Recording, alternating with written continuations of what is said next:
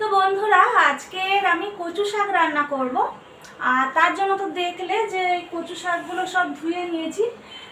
30 টাকার কচু শাক নিয়েছি, অনেকগুলোই দিয়েছে। তো জানি না, দুদিন ধরে রান্না করা যাবে না, মানে লাল লাল হয়ে গেছে। কালকে আনা হয়েছে তো একদিনেই রান্না করে নেব, একটু হয়তো বেশি হয়ে যাবে।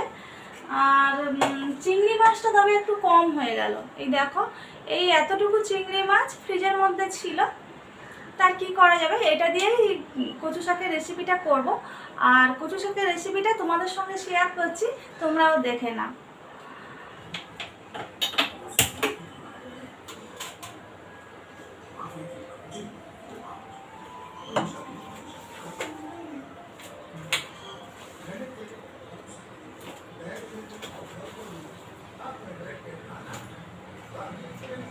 এই কচু শাকগুলো আগে সিদ্ধ করে নিচ্ছি জল দিয়ে।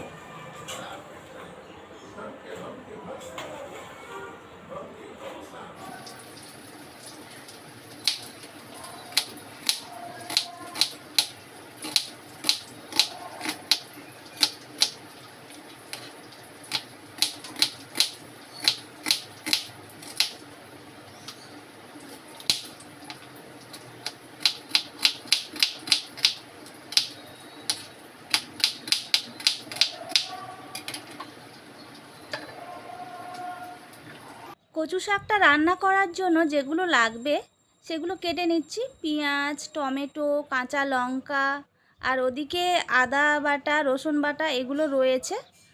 আর এমনি যা মশলা লাগবে সেগুলো তো আছে। তো চলো রান্নাটা বসিয়ে দিই।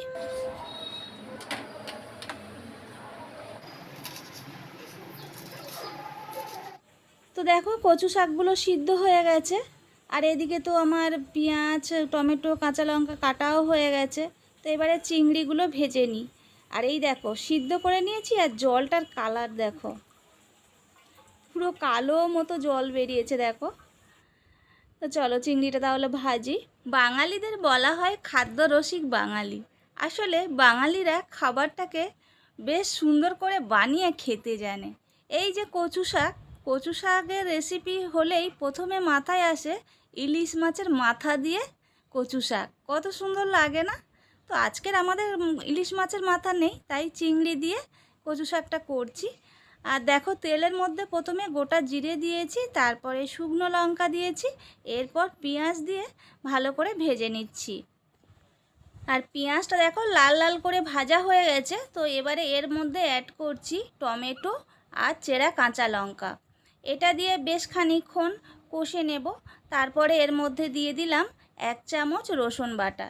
রসুন বাটা যতক্ষণ না কাঁচা গন্ধটা যাচ্ছে ততক্ষণ একটু কষে নেব।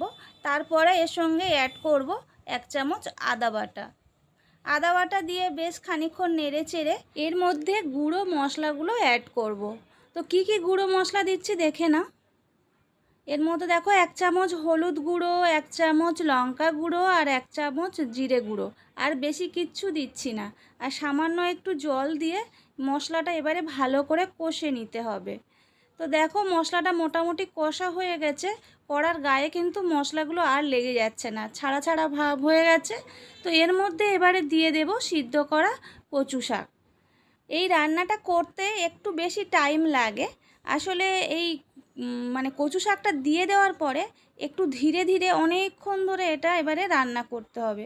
প্রথমে একটু জল বের হবে, যতক্ষণ না এটা শুকনো হবে, অনেকক্ষণ ধরে এই রান্নাটা হয়, যত শুকনো হবে খেতেও তত ভালো লাগবে। তো দেখো ঢাকা দিয়ে রেখেছিলাম, খানিকক্ষণ পরে একটু জল বেরিয়েছে। তো এরপরে ভেজে রাখা চিংড়িগুলো এর সঙ্গে অ্যাড করব। তবে অনেকে শেষের দিকে চিংড়িটা দেয়, তো আমার মনে হয় একটু মাঝের দিকে দিলে কি হয়, এই রেসিপির মধ্যে চিংড়ির ফ্লেভারটা ভালো পাওয়া যায়। তো ওই জন্য একটু আগে ভাগে দিয়ে দিলাম, দিয়ে ঢাকা দিয়ে নিলাম। তো এরপরে দেখো জল অনেকটা শুকনো হয়ে গেছে। তো তবুও কিন্তু আমি এখনও এটাকে আরও কিছুক্ষণ কষতে থাকবো আর একটু শুকনো করব। তো এবারে দেখো 1 চামচ চিনি দিয়ে দিলাম একটু টেস্ট আনার জন্য। আর কি বলো তো, কচু শাক না অনেক সময় খেলে গলা কুটকুট করে, তো তার জন্য তোমরা শেষের দিকে একটু লেবুর রস দিয়ে দেবে। তো আমি দেখলাম যে আমার ফ্রিজে লেবুটা নেই, শেষ হয়ে গেছে কখন দেখা হয়নি। আর ওই জন্য আমি একটু পাকা তেঁতুল গুলে এই রেসিপিটার মধ্যে দিয়েছি, তো সেটা ভিডিওতে দেখানো হয়নি। তো আমার কচু শাক মোটামুটি রান্না হয়ে গেছে। দেখো কচু শাকটা এবারে একটা প্লেটের মধ্যে ঢেলে নিচ্ছি। তো এরপরে আমি একটু মাছের ঝাল করব। আর তোমাদের কচু শাকটা কেমন দেখতে হয়েছে একটু দেখিয়ে দিই। এই যে এই হলো চিংড়ি দিয়ে কচু শাকের রেসিপি। দারুণ লাগছে না দেখতে? খেতেও ভালো লাগে, তোমরাও একবার এরকমভাবে বানিয়ে দেখতে পারো। তো চলো এরপরে কিচেনটা না ক্লিন করে নিই। রান্নাবান্না শেষ করার পরে আমি প্রতিদিন কিচেনটা খুব ভালো করে ক্লিন করে নিই। তাহলে মাছের রান্না হলে বা যে কোনো জিনিস রান্না হলে যে রান্নাঘরটায় একটা বাজে স্মেল থাকে, সেটা একদমই থাকে না, ক্লিন হয়ে যায়। আর রান্নাঘর দেখতেও একদম ফ্রেশ লাগে। তারপরে তুমি বিকেলে একটু চা বানাও বা সন্ধ্যাবেলা একটু টিফিন বানাও, তখন রান্নাঘরে এলেই দেখবে মনটা ভীষণ ভালো হয়ে গেছে। একদম গোছানো ক্লিন কিচেনে এলে তো এমনি ভালো লাগবে, তারপরে তুমি যাই বানাও না কেন সেটা খুবই ভালো হবে, কেননা তুমি অনেক মন থেকে বানাচ্ছ, ভালোবেসে ভালো লাগা থেকে বানাচ্ছ। তো দেখো এবারে আমি গ্যাস ওভেনটা ক্লিন করে নিচ্ছি। তো চলো কাজগুলো ঝটপট সেরে নিই।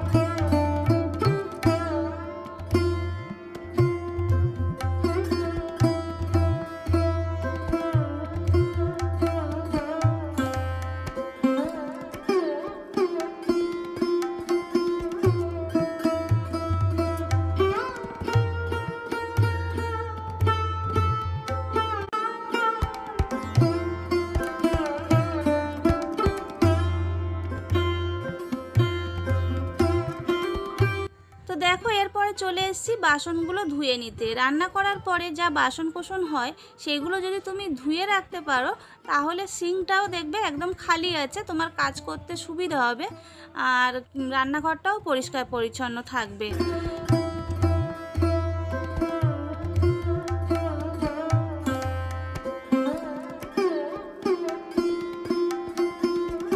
বাসন কোসন সব ধুয়ে নিয়ে এরপরে কিচেনের ক্যাবিনেটগুলো একটু মুছে নিচ্ছি ভিম লিকুইড দিয়ে।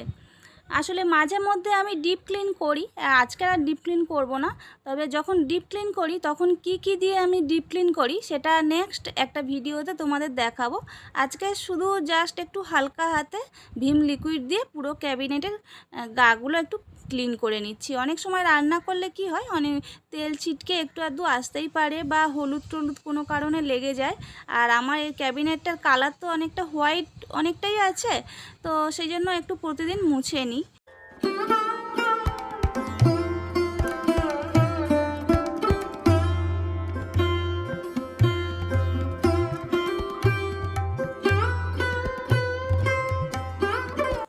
তো দেখো রান্না করার পরে কিচেনটা আমার পুরোপুরি ক্লিন করা হয়ে গেছে।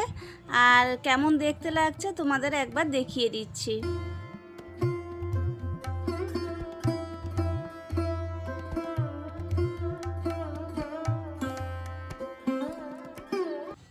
তো পরে টেবিলে খাবারগুলো নিয়ে চলে আসছি। আর তোমাদের দাদাভাই তো অফিসে, আর আমার ছেলের আজকে তো স্কুল নেই, স্যাটারডে। তো আমি আর আমার ছেলে দুজনে খেতে বসবো। আর দেখো আজকে এই ভাত, মাছের ঝাল করেছি আর এই কচু শাক। আজকে সন্ধ্যাবেলা বাজারে গিয়ে কী সবজি এনেছি সেগুলো তোমাদের একটু দেখিয়ে দিচ্ছি। আর সেই সঙ্গে ভুসিমাল বাজারও করেছিলাম আর একটু চিকেনও নিয়ে এসেছিলাম, সেইগুলো আর তোমাদের দেখানো হয়নি। তো আজকের ব্লগটা এখানেই শেষ করছি। আর তোমাদের আজকের ব্লগটা কেমন লাগলো একটু কমেন্ট করে জানিও, আর ভালো লাগলে সাবস্ক্রাইব করে দিও। টাটা।